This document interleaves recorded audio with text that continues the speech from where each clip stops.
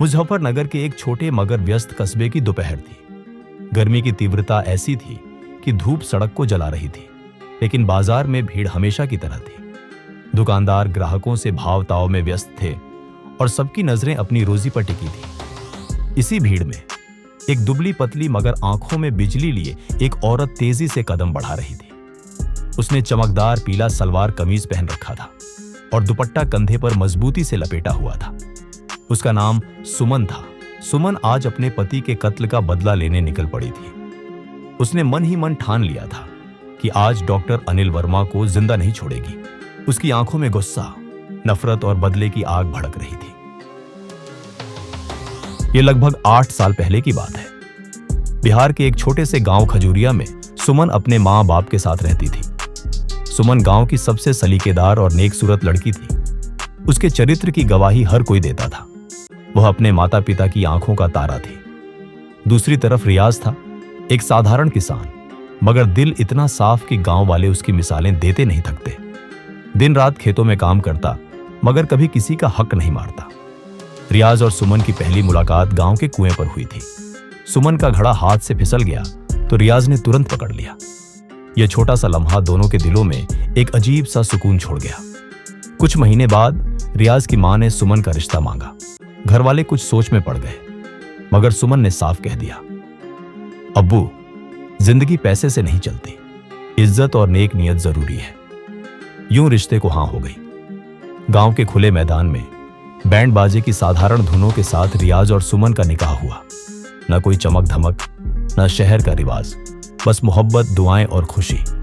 सुमन ने हल्की गुलाबी साड़ी और रियाज ने सफेद कुर्ता पायजामा और पुरानी शेरवानी पहन रखी थी। शादी के बाद सुमन ने पूरे दिल से रियाज के घर को अपना लिया। सुबह सवेरे उठकर नाश्ता तैयार करना, सास के साथ घर के काम संभालना और शाम को खेतों में जाकर रियाज का साथ देना, यह सब उसका रोजमर्रा बन गया। रियाज अक्सर कहता, सुमन, तुमने मेरे घर को जन्नत बना दिया है। और सुमन हंसते हुए जवाब देती, यह मेरा घर भी तो है रियाज। यूं दोनों की मोहब्बत साल दर साल गहरी होती गई। 6 महीने पहले की बात है। सर्दियों की हल्की धुंध में रियाज खेत में हल चला रहा था। दिन चढ़ते चढ़ते धूप निकली तो वह गेहूं के खेत में पानी का रुख बदलने लगा। अचानक उसके सिर में तेज चक्कर आने लगे। उसने बैल की रस्सी ढीली की, मगर अगले ही पल जमीन पर गिरकर बेहोश हो गया। खेत के कोने में लकड़ियां काटती एक औरत ने यह मंजर देखा और दौड़कर गांव में खबर दी। कुछ ही देर में गांव के लोग दौड़ते हुए आए। किसी ने पानी के छींटे मारे, मगर रियाज की आंख न खुली। सुमन जब पहुंची तो उसके हाथ कांप रहे थे, आंखों से आंसू थम ही नहीं रहे थे। उसने गांव के मर्दों से फरियाद की, मेहरबानी करके उसे तुरंत अस्पताल ले चलो, कुछ हो न जाए। रियाज को बैलगाड़ी पर डालकर कस्बे के सबसे बड़े अस्पताल ले जाया गया, जहां इंचार्ज डॉक्टर अनिल वर्मा थे। अस्पताल पहुंचते ही डॉक्टर ने इमरजेंसी में दाखिल कर लिया। सुमन कमरे के बाहर दीवार से लगी रो रही थी और उसके दिल में बस एक दुआ थी, या अल्लाह, मेरे रियाज को बचा ले। डॉक्टर अनिल वर्मा कस्बे के सबसे तजुर्बेकार और सख्त मिजाज डॉक्टर माने जाते थे। उनके चेहरे पर हमेशा एक संजीदगी छाई रहती थी, जैसे हर मरीज उनके लिए एक इम्तिहान हो। रियाज को देखते ही उन्होंने नर्स से कहा, ब्लड प्रेशर चेक करो, शुगर लेवल भी तुरंत रिपोर्ट करो, जल्दी करो, वक्त कम है। सुमन कमरे के बाहर खड़ी दिल ही दिल में कलमा पढ़ती रही। कुछ मिनट बाद नर्स बाहर आई और कहा, बीबी, इनके दिमाग में ऑक्सीजन कम जा रही है, तुरंत टेस्ट कराने होंगे। सुमन के पास पैसे कम थे, मगर उसने अपनी सोने की बालियां उतारकर नर्स के हाथ में रख दी। यह ले लो, बस मेरा शौहर ठीक हो जाए। शाम ढल रही थी जब डॉक्टर अनिल वर्मा बाहर आए। उनके चेहरे पर फिक्र के आसार थे। देखो, रियाज की हालत संभल गई है, मगर यह अस्थायी है। उन्हें तुरंत बड़े शहर के अस्पताल ले जाना होगा, वरना दिमाग को नुकसान पहुंच सकता है। यह सुनकर सुमन के पैरों तले जमीन खिसक गई। बड़े शहर जाना मतलब ज्यादा पैसे, ज्यादा सफर और नामालूम नतीजे। मगर उसने हिम्मत बांधी। डॉक्टर साहब, बस आप कागज बना दीजिए, पैसों का इंतजाम मैं कर लूंगी। रात का वक्त, अंधेरी सड़कें और ट्रक की रोशनी में चलती एक पुरानी एम्बुलेंस। सुमन रियाज का हाथ थामे बैठी थी। हर थोड़ी देर बाद आहिस्ता से कहती, हौसला रखो, हम शहर पहुंच जाएंगे। सब ठीक हो जाएगा। एम्बुलेंस में बैठा एक नर्स ऑक्सीजन सिलेंडर संभाल रहा था और रियाज की आंखें धीरे धीरे खुलबंद हो रही थी। शहर के बड़े अस्पताल में दाखिला लेते ही सुमन को कागजों पर दस्तखत करने को कहा गया। डॉक्टरों ने बताया कि अगले 48 घंटे बहुत अहम है। यह सुनकर सुमन ने वुजू किया, अस्पताल के कोने में जायनमाज बिछाई और देर तक रब के हुजूर हाथ उठाए रखे। उसके दिल में एक ही दुआ गूंज रही थी, या अल्लाह, ये मेरा सब कुछ है, इसे मुझसे मत छीन। इस दौरान रियाज को ऑपरेशन थिएटर में ले जाया जा चुका था। सफेद लिबास में मलबूस डॉक्टर, चमकती लाइटें और मशीनों की बीप बीप की आवाज सब एक खामोश जंग की गवाही दे रहे थे। बाहर कॉरिडोर में सुमन के कदमों तले जमीन जैसे खिसक गई थी। हर गुजरता मिनट कयामत लग रहा था। गांव से कुछ करीबी रिश्तेदार आ गए थे, मगर सबकी नजरें बस ऑपरेशन थिएटर के बंद दरवाजे पर लगी थी। कभी अंदर से नर्स आती और दवा ले जाती, कभी डॉक्टर की आवाज सुनाई देती, फौरन ब्लड प्रेशर चेक करो। सुमन का दिल कांप जाता। 4 घंटे बाद थिएटर का दरवाजा खुला। डॉक्टर अनिल वर्मा के चेहरे पर पसीने के कतरे और आंखों में थकान थी। हम पूरी कोशिश कर रहे हैं, यह कहकर वह वापस अंदर चले गए। सुमन के होंठ कांपते हुए बस ये कह पाए, या अल्लाह, तू मौजजा कर दे। दोपहर ढलने लगी थी जब दरवाजा दोबारा खुला। इस बार डॉक्टर अनिल वर्मा के कदम भारी थे और उनकी नजरें जमीन पर झुकी हुई थी। वह आहिस्ता आहिस्ता सुमन के करीब आए और धीरे से कहा, हमने हर मुमकिन कोशिश की, मगर रियाज अब। सुमन का दिमाग सुन्न हो गया। बाकी अल्फाज उसके कानों तक पहुंचे ही नहीं। जमीन जैसे घूम गई। कुछ लम्हों बाद उसे एक सफेद चादर में लिपटे रियाज के पास ले जाया गया। उसके चेहरे पर अजब सुकून था, जैसे वह दुनिया की तमाम थकान उतार कर सो गया हो। सुमन ने उसका हाथ पकड़ा।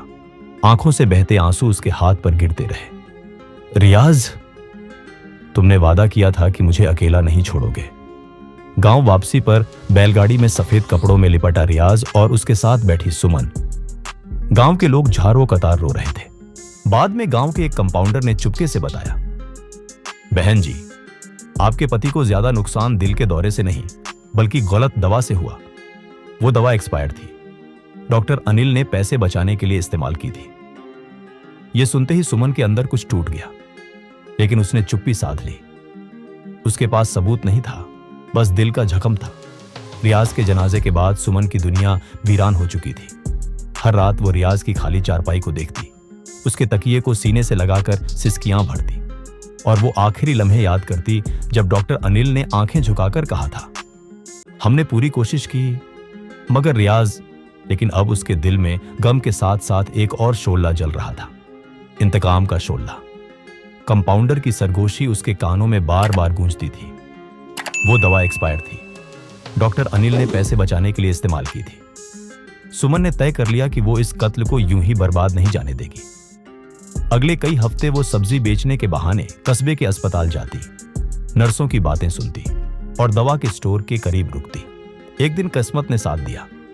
स्टोर रूम के कोने में धूल से भरी एक पुरानी फाइल उसके हाथ लग गई। फाइल के हर पन्ने पर दवाओं की लिस्ट थी, जिन पर साफ साफ एक्सपायर्ड लिखा था, मगर उनकी तारीख को कलम से बदलकर दोबारा स्टॉक में डाला गया था और दस्तखत डॉक्टर अनिल के अपने थे। सुमन के हाथ कांपने लगे, आंखों से आंसू बह निकले, मगर दिल में एक अज़्म और मजबूत हो गया। अब ये खेल खुलेगा सबके सामने। कुछ हफ्ते बाद खबर मिली कि झिल्ले का डिप्टी मजिस्ट्रेट डीएम अस्पताल के अचानक मुआयने पर आ रहा है। अस्पताल के अंदर बाहर सफाई मुहिम शुरू हो गई। दीवारों पर नया पेंट, टूटी कुर्सियां बदल दी गई और डॉक्टर अनिल सफेद कोट में नवाब की तरह घूम रहा था। यही दिन सुमन ने चुना था। उसने अपने दुपट्टे को मजबूती से सिर पर जमाया और हाथ में वो फाइल थाम ली जो रियाज की मौत का असल सबूत थी। दोपहर की झुलसा देने वाली धूप में डीएम का काफिला अस्पताल पहुंचा। पत्रकार, कैमरे और दर्जनों लोग अस्पताल के दरवाजे पर खड़े थे। डॉक्टर अनिल बड़े इत्मीनान से डीएम को अस्पताल के बारे में बता रहा था। उसी वक्त भीड़ को चीरती हुई सुमन आगे बढ़ी। उसकी आंखों में बिजली कौंध रही थी, आवाज बुलंद और बेखौफ थी, साहब, ये आदमी कातिल है, मेरे पति का कातिल। पूरा मजमा साकित हो गया। डीएम ने चौंक कर पूछा, क्या सबूत है तुम्हारे पास? सुमन ने हाथ में पकड़ी फाइल उनके सामने खोल दी। डीएम ने पन्ने पलटने शुरू किए और जैसे ही जाली तारीखें और दस्तखत देखे, उनका चेहरा संजीदा हो गया। भीड़ में सरगोशियां फैल रही थी। डॉक्टर अनिल पीछे हटने लगा, मगर सुमन ने लपक कर उसका बाजू पकड़ लिया।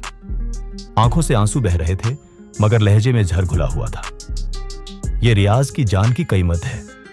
चंद रुपये बचाने के लिए तुमने एक जिंदा इंसान मार दिया। डॉक्टर अनिल ने छुड़ाने की कोशिश की, मगर सुमन ने जोर से उसे धक्का दिया। वो जमीन पर गिरा और अगले ही लम्हे सुमन ने चप्पल उतारकर उसके मुंह पर दे मारी। मेरे पति ने तुम्हारा क्या बिगाड़ा था जो तुमने चंद पैसों के लिए उसकी जान ले ली? भीड़ चीख उठी। कुछ लोग आगे बढ़ने लगे, मगर डीएम ने हाथ उठाकर सबको रोका। वो चाहता था कि सच सबके सामने खुले। डीएम ने मौके पर ही पुलिस को हुक्म दिया, डॉक्टर अनिल को गिरफ्तार करो, स्टोर रूम सील करो और तमाम रिकॉर्ड जब्त करो। पुलिस ने हथकड़ियां डाली और डॉक्टर अनिल को मजमे के बीच से घसीटते हुए ले गई। लोग तालियां बजा रहे थे। कुछ औरतें सुमन के हाथ चूम रही थी और कुछ मर्द कह रहे थे, इस औरत ने वो काम कर दिखाया जो गांव के मर्द भी नहीं कर सके। सुमन चुपचाप वहां से चल दी। उसके कदम भारी थे, मगर दिल में हल्की सी ठंडक थी। रियाज वापस नहीं आ सकता था, मगर उसकी मौत रायगांव भी नहीं गई। डॉक्टर अनिल वर्मा की गिरफ्तारी के बाद कस्बा दिनों तक इसी खबर से गूंजता रहा। मीडिया ने यह खबर शहर सरखियों में दी। एक्सपायर दवा से किसान की मौत, कस्बे के मशहूर डॉक्टर की गिरफ्तारी। कुछ हफ्ते बाद केस जिले की अदालत में चला। सुमन ने गवाही दी, फाइल के सबूत पेश किए और कंपाउंडर समेत 2 नर्सों ने भी खुलकर सच बयान किया कि वो कई बार डॉक्टर अनिल को पुरानी दवाएं मरीजों को देते देख चुके हैं। अदालत में जज ने फैसला सुनाते हुए कहा, यह सिर्फ गफलत नहीं, ये जानबूझकर इंसान की जान लेना है। एक डॉक्टर जिस पर सबसे ज्यादा भरोसा होता है, उसने ही एतबार तोड़ा। जज ने कत्ले अम्द और जाली मेडिकल रिकॉर्ड के तहत डॉक्टर अनिल वर्मा को उम्र कैद की सजा सुनाई और मेडिकल काउंसिल ने हमेशा के लिए उसका लाइसेंस रद्द कर दिया। जब हथकड़ियां लगे अनिल को पुलिस ले जा रही थी, तो सुमन कमर सीधी कर उसकी आंखों में देखते हुए बोली, ये वो कीमत है जो तुमने रियाज की जान के बदले चुकाई है। गांव पहुंचकर सुमन सीधी रियाज की कब्र पर गई। उसने कब्र पर फूल रखे और धीरे से कहा, देखो रियाज, तुम्हारे लिए मैंने इंसाफ ले लिया। उस लम्हे हल्की सी ठंडी हवा चली, जैसे कहीं से एक मानूस सी सरगोशी आई हो। शुक्रिया सुमन। जी दर्शकों, आपको सुमन और रियाज की कहानी कैसी लगी? अगर आपको ऐसी ही इंसाफ पर आधारित कहानियां पसंद है, तो वीडियो को लाइक और चैनल को सब्सक्राइब कीजिए और साथ ही बेल आइकन भी दबाइए ताकि नई आने वाली वीडियोस का नोटिफिकेशन आप तक जल्दी पहुंचे।